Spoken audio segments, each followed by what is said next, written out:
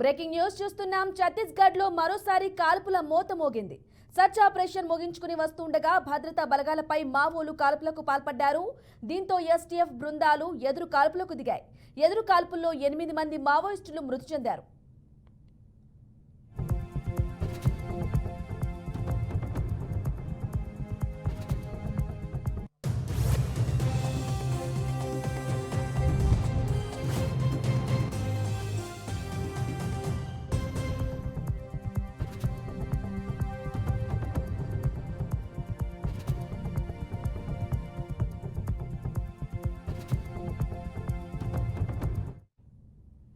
Breaking news చూస్తున్నాం. ఛత్తీస్గఢ్ లో మరోసారి కాల్పుల మోత మోగింది.